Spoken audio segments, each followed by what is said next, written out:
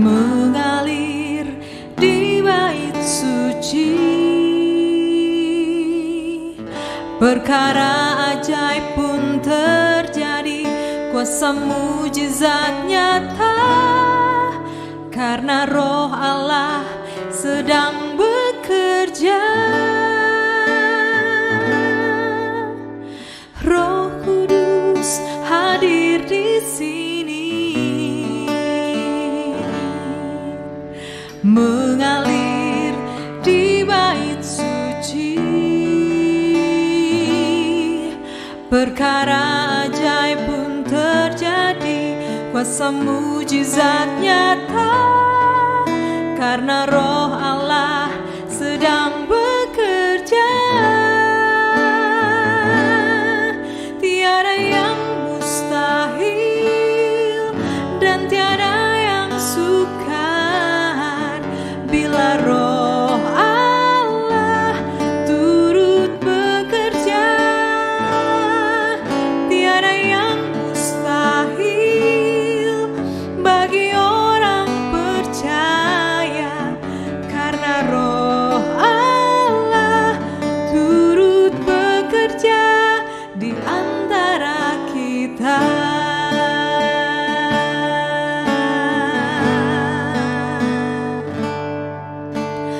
Roh Kudus hadir di sini,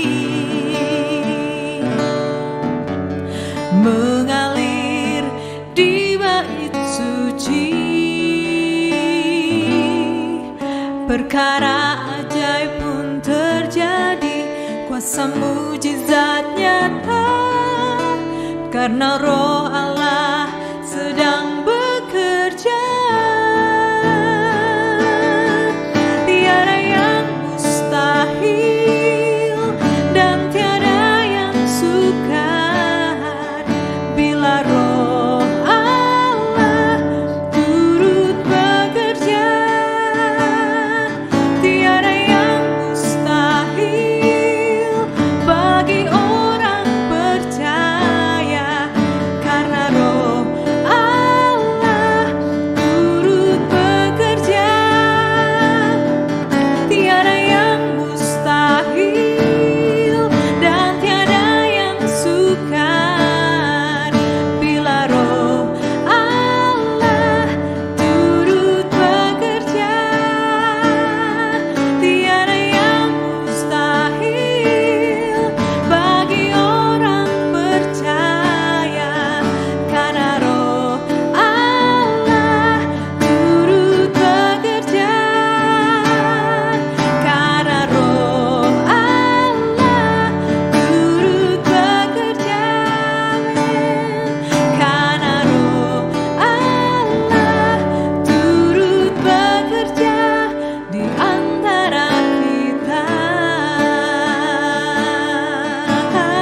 Haleluya, Kau turut bekerja, ya Roh Kudus. Engkau bekerja di jalanku, Roh penghibur, Roh penolong yang mengajari kami, ya Allah, paralah, ya Allah. Terima kasih Yesus. Haleluya, we worship you, Jesus. Haleluya, terima kasih Roh Kudus. Haleluya.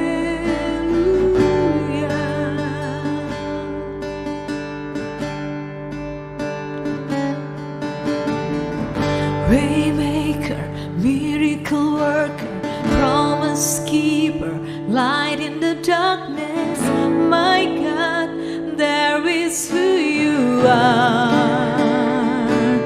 You are waymaker, miracle worker, promise keeper, light in the darkness, my God, there is who you are. Oh, you are waymaker,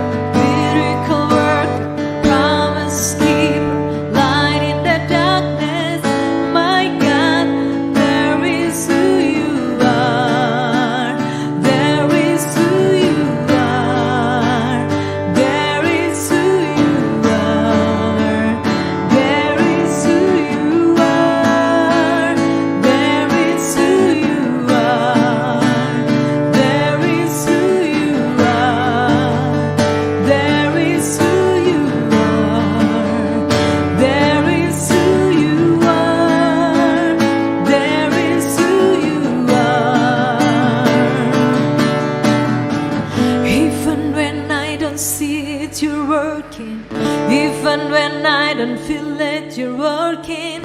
You never stop working. You never stop working.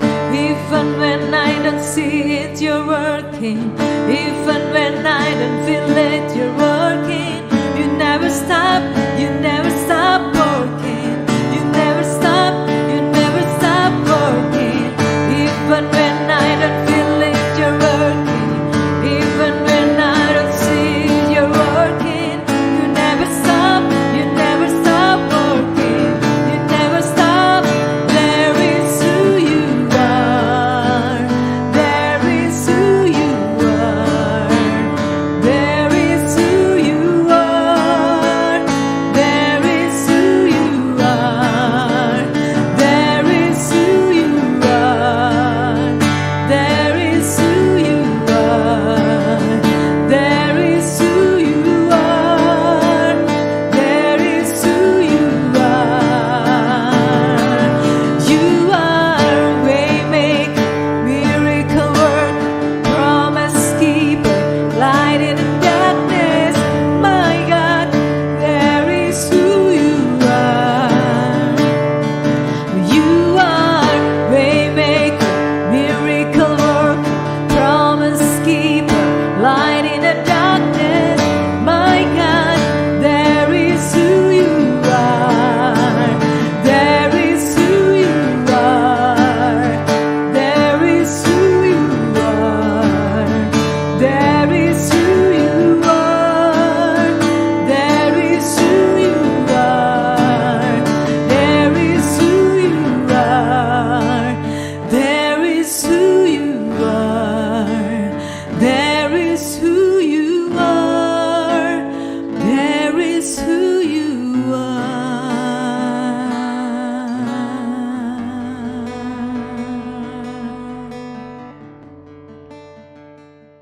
Shalom glorious people, salam sejahtera dalam kasih Tuhan Yesus Kristus. Bersyukur banget hari ini saya bisa berjumpa kembali dengan Bapak Ibu Saudara, walaupun secara online. Kita beribadah bersama-sama di dalam Tuhan, dan kita percaya bahwa setiap kita hidup dalam pemeliharaan Tuhan. Yang setuju dengan saya, Anda boleh ketikkan di kolom chat yes atau amin. Dan bagi Anda yang baru bergabung di channel ini, kami ucapkan welcome home. Selamat bergabung, selamat beribadah bersama-sama dengan kami. Dan Bapak Ibu Saudara, satu tema yang saya akan bagikan di pagi hari ini adalah Tuhan adalah gembalaku.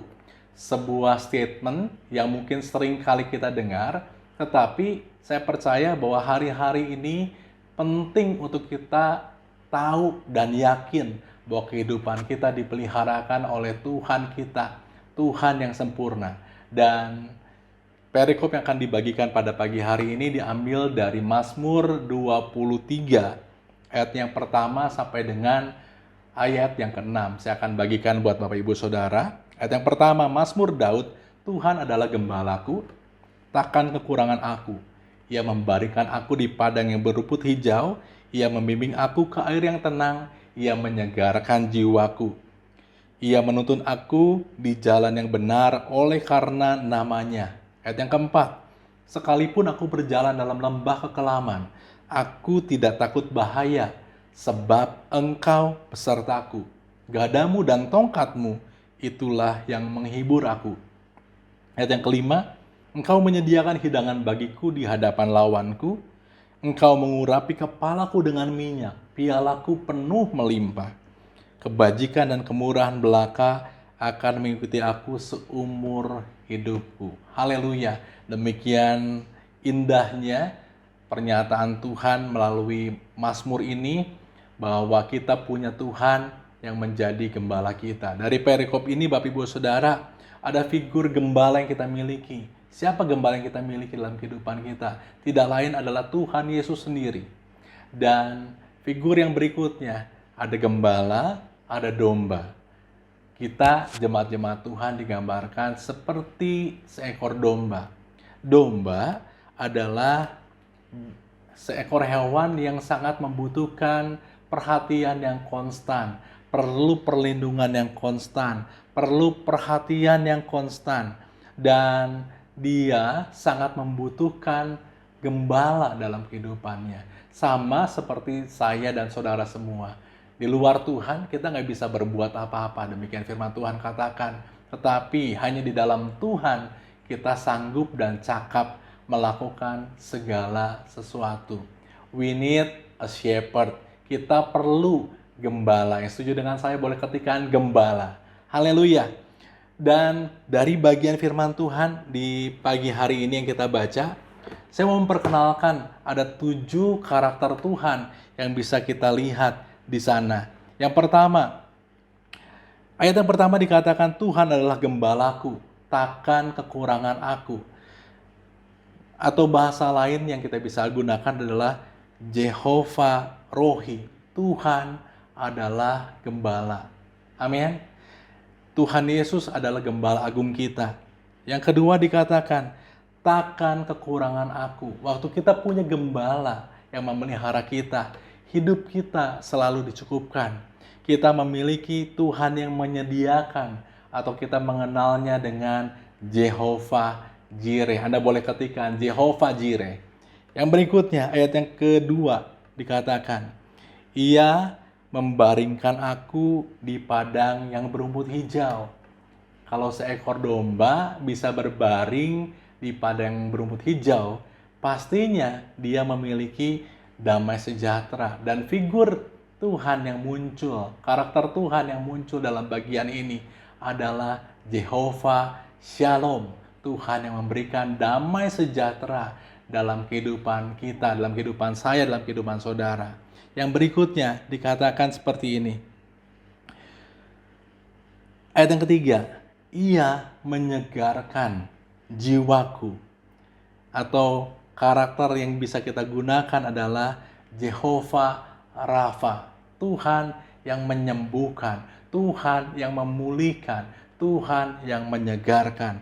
Yang berikutnya dikatakan seperti ini, Ia menuntun aku di jalan yang benar oleh karena namanya. Kita punya Tuhan yang menuntun kita untuk hidup senantiasa di dalam kebenaran.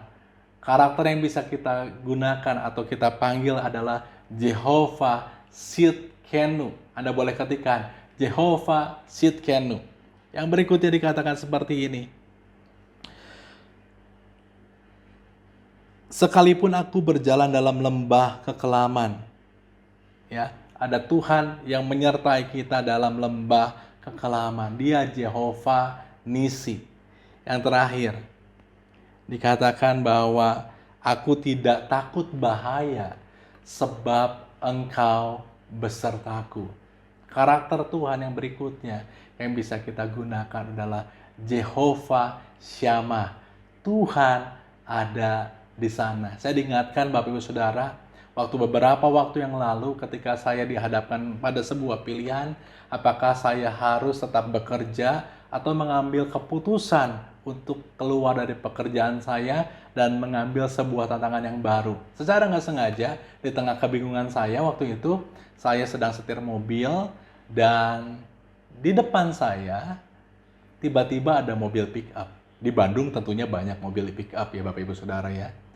Tetapi nggak banyak mobil pick up yang ada stiker di belakangnya dengan tulisan Jehovah Shammah. Waktu saya baca tulisan tersebut, saya coba cari artinya Jehovah Shammah dan dikatakan bahwa Tuhan ada di sana. Dan ketika saya baca hal itu, Bapak Ibu Saudara, hati saya menjadi penuh dengan damai sejahtera. Karena saya tahu apapun keputusan saya yang saya ambil, dan akhirnya saya memutuskan untuk berhenti bekerja, saya tahu bahwa Tuhan ada di sana. Tuhan ada di tempat kita berada. Dan seperti yang Bapak Ibu Saudara sedang alami hari-hari ini, jangan takut akan hidupmu karena Tuhan ada di situ.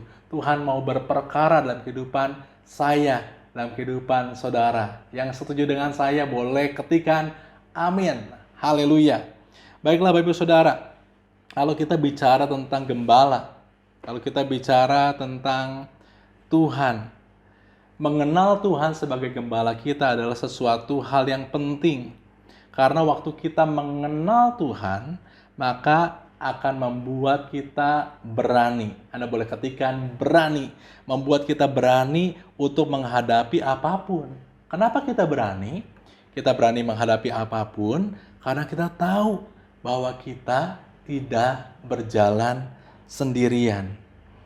Dikatakan dalam bagian firman Tuhan, Mazmur 23 ayat yang keempat B, gadamu dan tongkatmu itulah yang menghibur aku. Waktu saya dan saudara semua mengenal Tuhan dan pribadinya sebagai gembala kita, maka kita berani menghadapi segala sesuatu sebab kita tidak berjalan sendirian. Dikatakan ada dua benda yang selalu digunakan oleh seorang gembala. Benda yang pertama adalah gada. Gada digunakan secara diayun secara keras atau diputar-putar. Tujuannya adalah untuk mengusir binatang-binatang yang mau mengganggu si domba tersebut. Itu gada. Benda yang kedua adalah tongkat. Tongkat bentuknya lebih panjang tetapi ada ulir di atasnya. Fungsinya tongkat biasanya digunakan untuk menuntun domba secara lembut. Bahkan tongkat digunakan waktu misalkan ada domba yang jatuh ke dalam lubang, tongkat digunakan untuk dikaitkan kepada domba tersebut untuk diangkat kembali dan dibawa mendekat kepada sang gembala. Demikian juga Tuhan menjagai kita setiap saat dengan gada dan tongkatnya. Bapak Ibu Saudara, kita bisa beroleh damai sejahtera yang melampaui segala akal karena gembala tahu dan memenuhi setiap kebutuhan kita. Jadi ada dua hal yang perlu kita tulis dan perlu kita catat bahwa saat kita mengenal Tuhan, membuat kita yang pertama berani menghadapi apapun.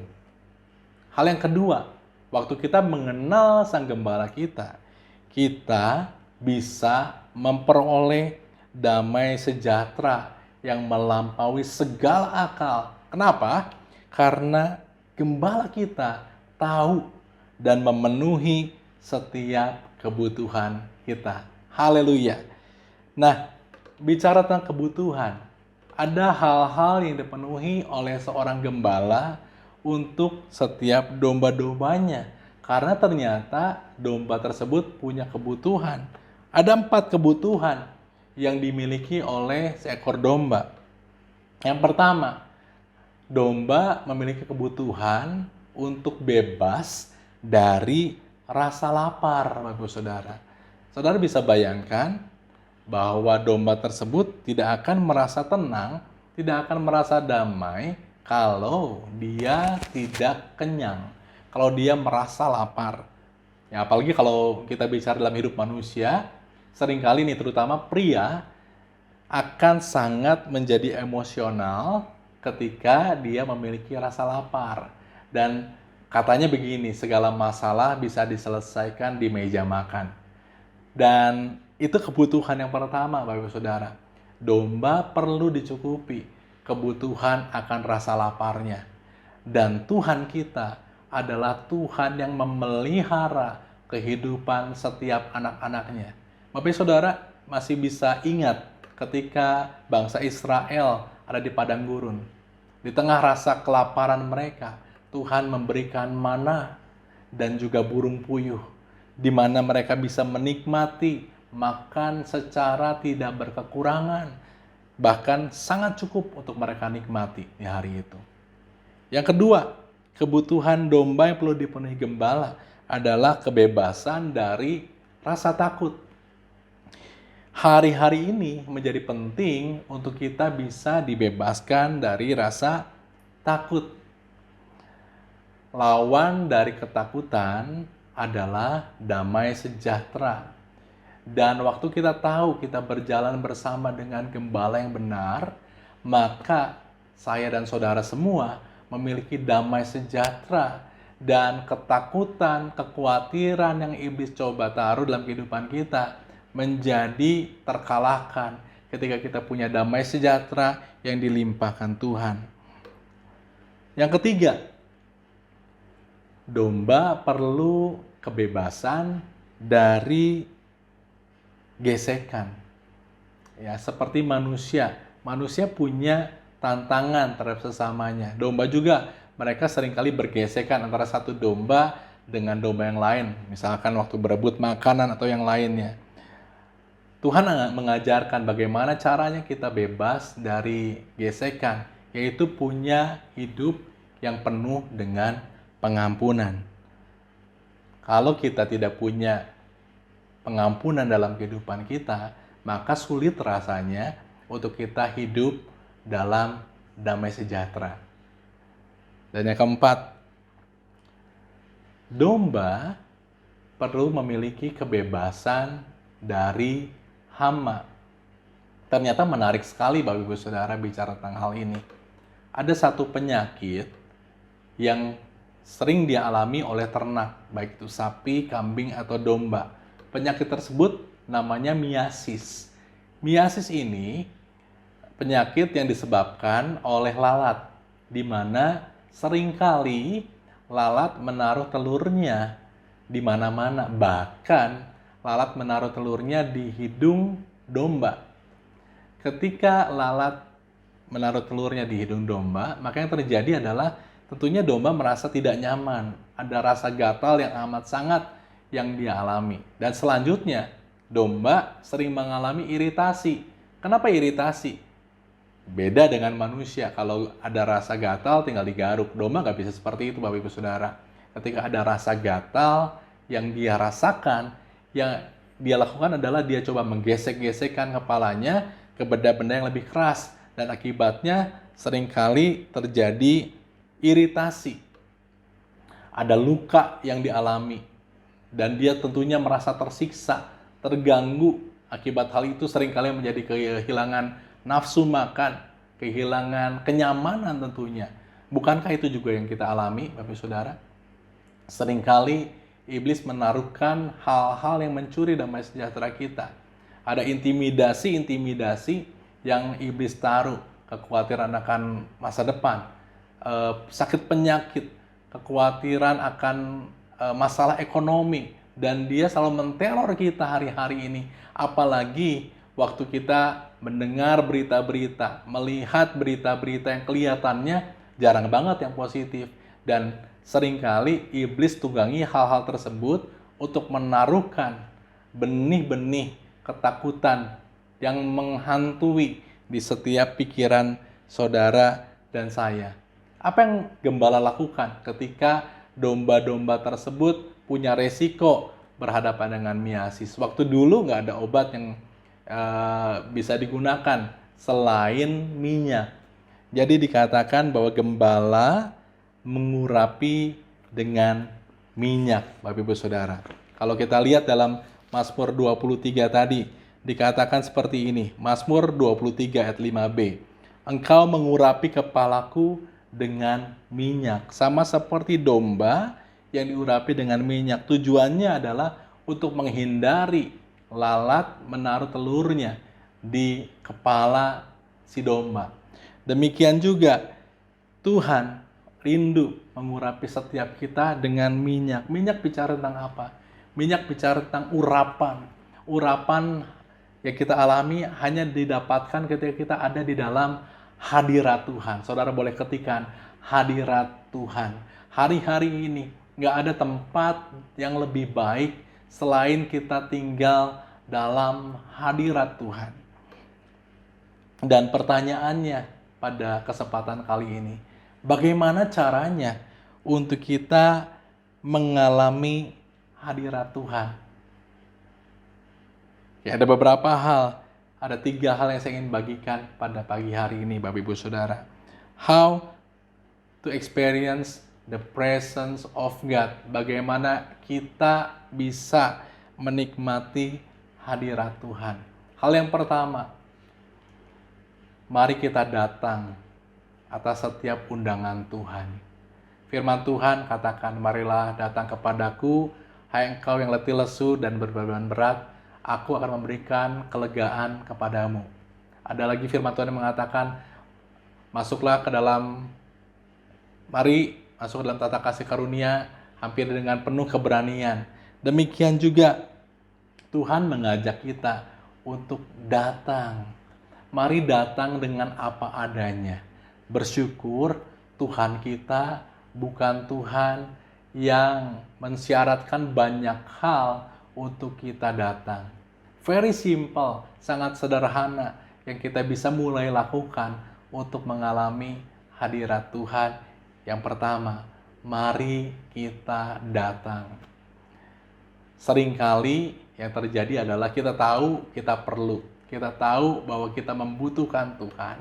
Tetapi yang menghalangi kita untuk menghampiri Tuhan, yaitu kita sendiri. Seringkali kita merasa belum layak. Seringkali kita merasa kurang pantas masuk dalam hadirat Tuhan. Tapi pada kesempatan kali ini saya ingin bicara buat Bapak Ibu Saudara. Cukuplah kasih karunia Tuhan bagi kita. Ada grace, ada kasih karunia Tuhan yang mengizinkan kita untuk datang dalam hadirat Tuhan. Apapun keterbatasan yang kita alami dalam kehidupan kita, tangan Tuhan terbuka. Mari datang untuk menikmati Tuhan. Mari datang untuk masuk dalam hadirat Tuhan. Yang kedua, apa yang kita bisa lakukan untuk menikmati atau mengalami hadirat Tuhan? Yang kedua, berdoa dan bersyukur. Saya percaya bahwa doa adalah akses untuk kita menikmati hadirat Tuhan. Dan rasa syukur, ada ungkapan sukacita yang kita alami. Saya percaya bahwa apapun yang kita alami dalam kehidupan kita, Tuhan tidak pernah meninggalkan kita sendirian. Mari kita bersyukur, kita punya Tuhan yang selalu ada bersama dengan kita. Tuhan yang selalu berjalan bersama dengan kita. Yang kedua yang bisa kita lakukan, mari berdoa. Hidup dalam doa. Hidup dalam keintiman dengan Tuhan. Hidup dalam ucapan syukur kepada Tuhan. Orang yang bersyukur adalah orang yang bisa mengalami Tuhan. Karena dia tahu bahwa Tuhannya memelihara dia sedemikian rupa. Saya percaya dalam perjalanan kehidupan saya, dalam perjalanan kehidupan saudara, pasti kita pernah mengalami penyertaan Tuhan yang sempurna. Gak pernah Tuhan membiarkan kita tergeletak. Bahkan dalam hal-hal yang kelihatan sepele, saya percaya bahwa Tuhan terlibat dalam segala sesuatunya. Ada penyertaan Tuhan yang sempurna dalam kehidupan saya dan kehidupan saudara. Mari sama-sama beriman dan percaya bahwa kita punya Tuhan yang menyertai. Dan saya rindu kita semua mau menghampiri Tuhan dalam doa, dalam ucapan syukur setiap harinya kepada Tuhan. Yang ketiga, Bapak Ibu Saudara, bagaimana kita bisa mengalami hadirat Tuhan. Yang ketiga adalah mari membaca firman Tuhan. Semakin kita membaca firman Tuhan, semakin kita tahu rancangan-rancangan apa yang Tuhan mau kerjakan dalam kehidupan kita. Ada tongkat Sang Gembala yang menuntun kita dari satu jalan ke jalan yang lain. Dan tentunya rancangan Tuhan adalah rancangan yang penuh dengan damai sejahtera. Dan kita mau belajar untuk membaca firman Tuhan lebih lagi. Dan membaca firman Tuhan itu bukan bicara tentang hanya membaca, Bapak Ibu Saudara. Jadi jangan menggunakan membaca Alkitab ini hanya sebagai sebuah tugas dan kita cuma katakan, Tuhan saya udah baca, sudah beres, selesai seperti itu. Tapi enggak.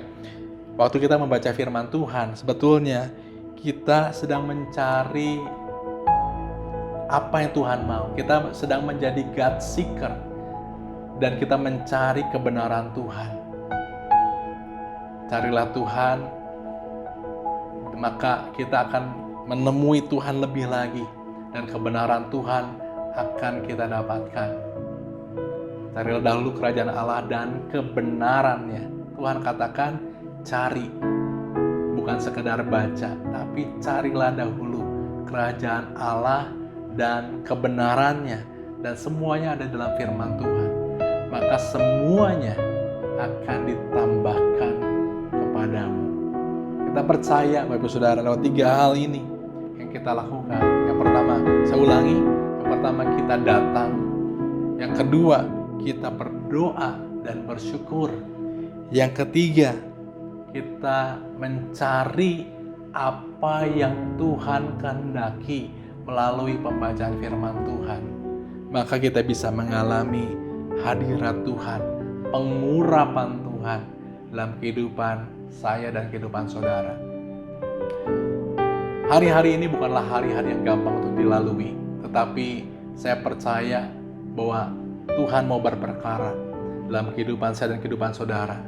Apapun yang sedang kau alami hari-hari ini, mungkin seringkali kita merasa terlalu berat, kita merasa nggak mampu lagi. Saya mau bagikan pada kesempatan kali ini, buat Tuhan kita lebih dari sanggup. Yang percaya boleh ketikkan wow, haleluya. Saya percaya bahwa setiap kita boleh mengalami Tuhan yang hidup. Kita terbatas, tapi Tuhan kita tidak terbatas. Dan saya mau bagikan ayat yang terakhir dalam firman Tuhan yang kita bacakan di pagi hari ini, Mazmur 23 ayat 6. Ini yang kita mau alami. Kebajikan dan kemurahan belaka akan mengikuti aku seumur hidupku. Kita perlu kebajikan Tuhan menyertai kita hari-hari ini. Kita perlu favor of God, kemurahan Tuhan dinyatakan dalam kehidupan saya, dalam kehidupan saudara semua. Kita rindu waktu kita hidup bersama dengan Tuhan, kita mengalami perbedaan antara orang-orang yang mengandalkan Tuhan dengan orang-orang yang tidak mengandalkan Tuhan. Saya percaya kita adalah domba-dombanya Tuhan, dan kita punya gembala agung, kita punya Tuhan yang mau berperkara dalam kehidupan kita semua. Dan mari sama-sama kita mau menikmati Tuhan lebih lagi. Kita punya gembala yang baik. He is a good shepherd. He is a great shepherd. Dia gembala yang luar biasa. Dan seperti domba menyerahkan dirinya sepenuhnya kepada sang gembala. Hari ini saya mau mengajak Bapak Ibu Saudara, mari dengan segala kerelaan hati, dengan segala kerendahan hati, mari menyerahkan seluruh kehidupan Anda dan saya ke dalam tangan Tuhan, Sang Gembala, tangan Tuhan, Sang Pemberi hidup. Jangan terus berkutat dengan kesusahanmu sendiri dan mengandalkan kekuatanmu sendiri. Tapi hari ini ada tangan Tuhan yang terbuka. Ada tangan Tuhan yang mau menyambut Bapak Ibu Saudara untuk menikmati kebaikannya hari-hari ini. Mari pagi ini, mari kali ini kita mau datang dalam Tuhan lebih lagi. Dan pada kesempatan kali ini, saya mau mengajak Bapak Ibu Saudara juga untuk menikmati perjamuan kudus. Kita tahu bahwa kita sudah dibebaskan dari setiap kutuk-kutuk dosa lewat pengorbanan Tuhan Yesus di kayu salib. Dan Bapak Ibu bisa menyiapkan roti dan juga minuman, ya bisa sirup atau teh. Bapak Ibu Saudara, kita akan segera menikmati perjamuan kudus. Kita baca sejenak dalam Matius 26 ayat yang ke-26. Dan ketika mereka sedang makan, Yesus mengambil roti, mengucap berkat, memecah-mecahkannya, lalu memberikannya kepada murid-muridnya dan berkata, "Ambillah, makanlah, inilah tubuhku." Mari kita angkat roti kita bersyukur karena ada tubuh Kristus yang dikorbankan untuk kita boleh memperoleh keselamatan. Mari kita sama-sama makan di dalam nama Tuhan Yesus Kristus. Haleluya Tuhan, terima kasih. Sesudah itu, Ia mengambil cawan, mengucap syukur, lalu memberikannya kepada mereka dan berkata, "Minumlah kamu semua dari cawan ini, sebab inilah darahku, darah perjanjian yang ditumpahkan bagi banyak orang untuk pengampunan dosa." Apakah saudara percaya bahwa ada darah Yesus yang dicurahkan buat pengampunan dosa kita? Mari kita sama-sama menikmati anggur ini dalam nama Tuhan Yesus Kristus. Haleluya. Terima kasih Tuhan yang baik. pagi hari ini kami boleh bersekutu kembali dengan tubuh dan darah-Mu.